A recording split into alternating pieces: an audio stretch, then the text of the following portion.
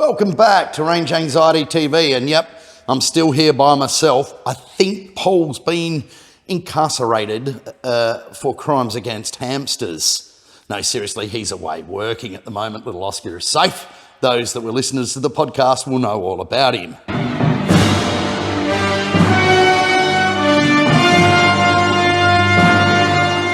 However, today we're doing the anti-poll. We're doing something called a smart. Did you like that? Now, the smart car, it was a wonderful little thing, and I don't know how much many of you know about them, apart from they're quirky, and you've seen them on TV shows or run into like cement barriers at 200 kilometres an hour and not everyone dies. They're actually quite a strong little thing. It's like a really strong eggshell. Not a particularly handsome thing in my opinion. However, one of the PowerTech tuning collection, it's John's brother's car, and this is Smarty one. It's got the little 1 litre normally aspirated. I think it's a 3-banger engine. You'll see why I'm not that concerned about the engine in a minute. And it's got an acro exhaust on it, so it sounds like a demented brush cutter. And it also has like a rear wing, because who doesn't need a rear wing and some downforce on a Smart? Now, right, and it's blue, of course, so you can tell it's one of ours. Blue, blue, blue.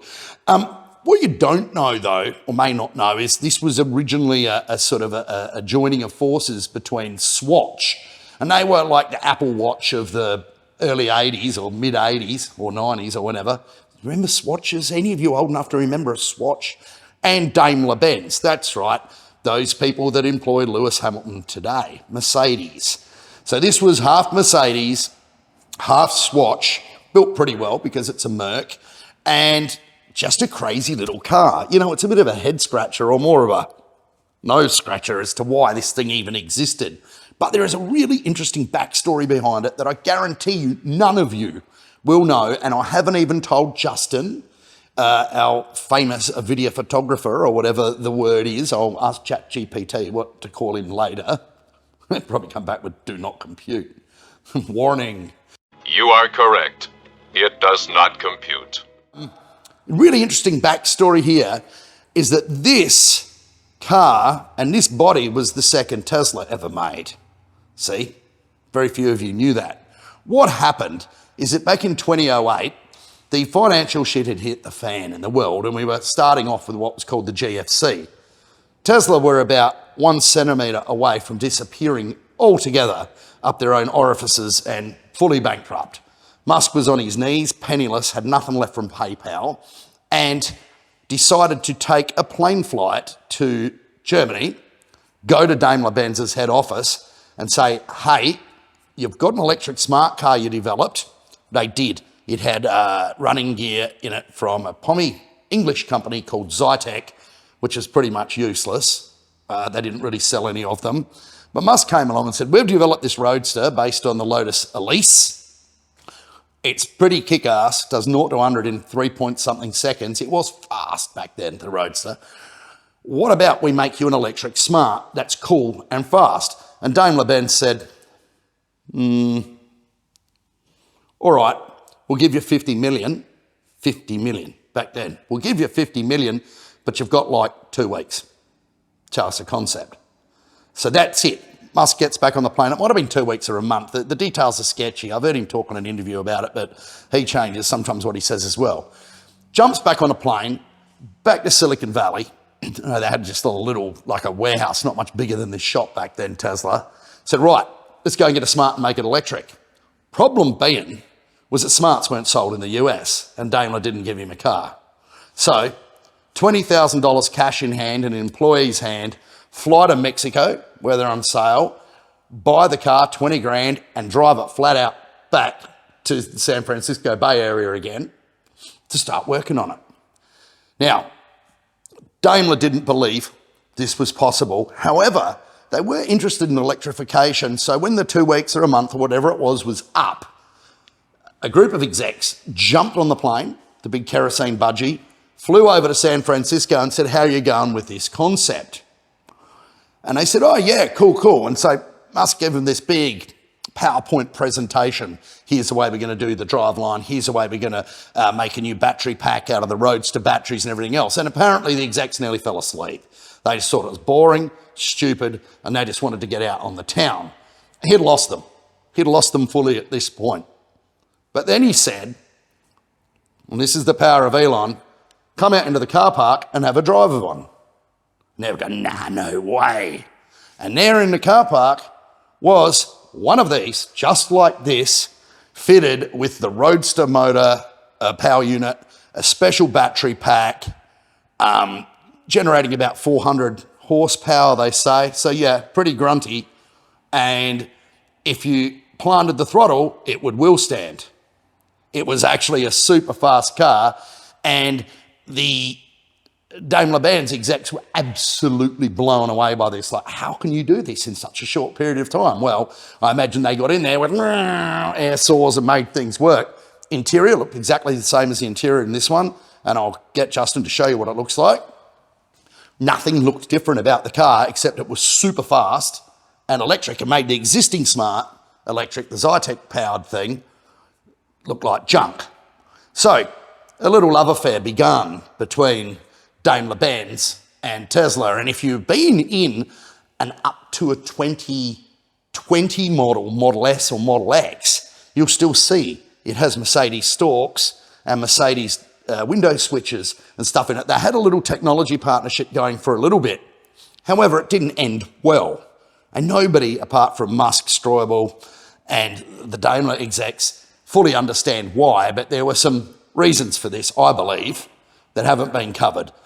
This car, electric, was so darn good and so much better than anything else out there that the Daimler-Benz people are basically panicked. They panicked.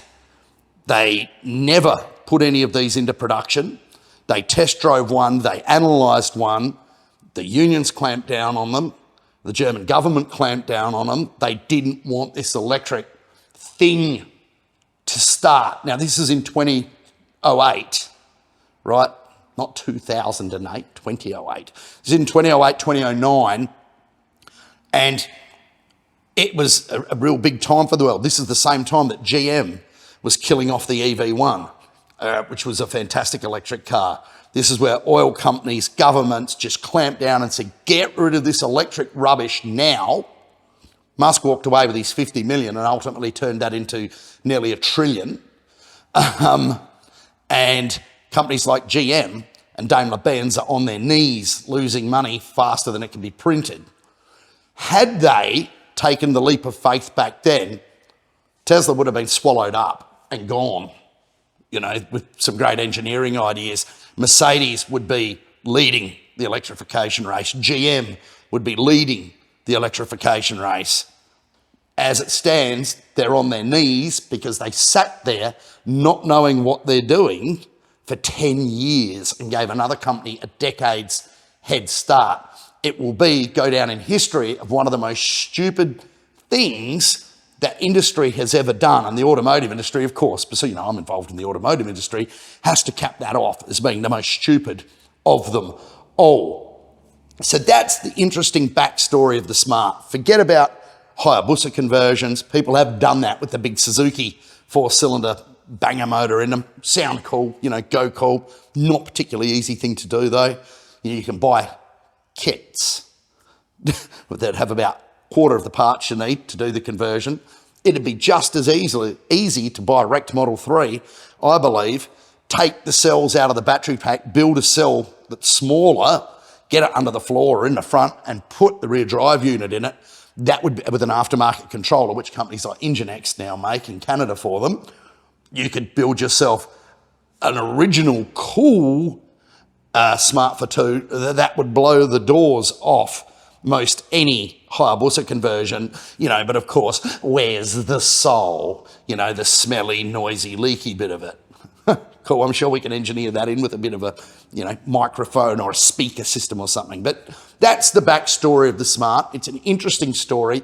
I don't expect this video to go viral amongst car nuts, but for those of you with an eye on history and automotive history and, you know, that dates back to mass manufacturing in the Model T and Henry Ford and all that sort of stuff, you should really appreciate this because it's a little known story. And that's what we're here to do at Range Anxiety, tell some good stories. So I hope you like this one. Here we are in the interior of the Smart, like I was promising. And you can see there's, as a conversion base, I'm just looking at it, how you would do this. There's a lot of really weird stuff in here in terms of the packaging that would make the conversion not so easy. You've got to look at the car as now being 2 blocks. Get rid of all of this. The gearbox in these was never great. It was like a robotized manual, which made it a bit of a stuffy thing to use, like clunk, clunk, clunk, clunk, and that's flat out. Think Lamborghini Aventador, and you've got the same sort of gearbox in this, so maybe that's a reason, to lap one of these things up. So we'd throw all of that in the bin, straight up, bin. So we have a little bit more room here, and maybe just use the stick and the contacts as a drive select for the controller module to be forwards, reverse. So that'd be cool. That'd be all right. Brakes in these things feel a bit funny anyway, so we might upgrade the brakes and the pads, but we would inbuild a lot of regeneration braking into the power unit itself. So even with standard size brakes, we could have almost double the braking power that a Smart normally has just via the regen. And you need to program that carefully, being such a light car, that when you stepped off the throttle, it just doesn't lock the rears and flick you into the wall. So we'd need some sort of traction-based system on that, like most EVs have anyway. Drive unit goes in the back, so that would take up the entire underfloor at the back area, and I reckon you could get a Model 3 drive unit in there with like Paul Howson sized axles, around the 5 centimetre mark. It'd be tricky to do, but it could be done. Packaging the battery, well, that would have to all go in the snoot. You wouldn't get a lot of battery into this sucker by the looks of it. Toss that hideous petrol banger out. I mean, it's not a great engine. It's probably the weakest part of this car is the engine. The rest of it's quite, chic in some ways. Throw that away, and I reckon you'd only maybe get 20 to 25 kilowatt hours of packs in there. So you'd have to divvy up a Model 3 cell, which will give you half the size battery of a standard Model 3. So you've got about 200 kilos up front. So it will be a bit heavier. The drive unit at the back will be about 70 or 80 kilos. So we've got like mid 300s of wiring and drive unit and battery. So it will be a bit heavier, but it will stand even with the weight of the battery in the front. And that's what you've got to have. So add maybe another 10 kilos for wheelie bars. I'm not joking. You'll need them. And maybe a little front lip to keep the nose pinned at speed. But I reckon it'd be a pretty cool thing to do. And it's giving me some ideas. You know what?